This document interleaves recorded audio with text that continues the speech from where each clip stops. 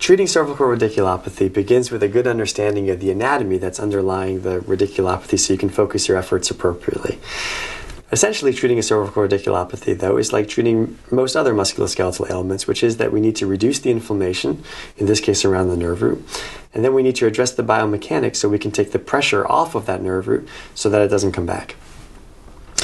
Often, treating cervical radiculopathy starts with physical therapy, stretching, strengthening, postural exercises, getting the biomechanics right to help take the pressure off the spine so that the nerve basically has a chance to heal itself.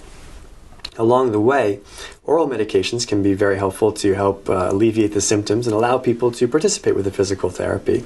In addition, within physical therapy, there are many passive modalities such as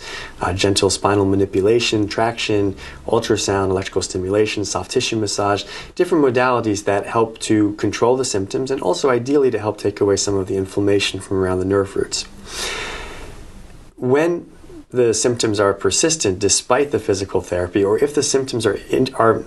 restricting the person's ability to really fully participate with physical therapy, then sometimes an epidural steroid injection can be very helpful to take away the inflammation.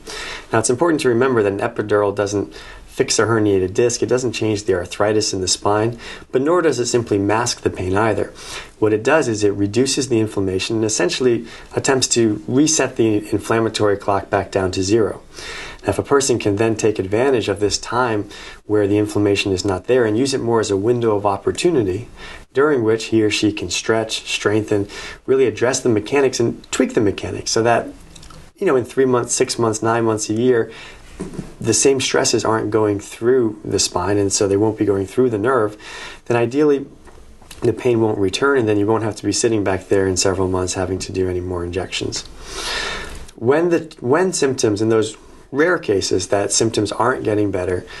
with conservative treatments, there are surgical alternatives, and the surgical alternatives really depend on the underlying anatomy in terms of whether you can do a discectomy or whether a foraminotomy or a more extensive surgical procedure. It just depends on the underlying anatomy as to what kind of surgical alternatives may be appropriate.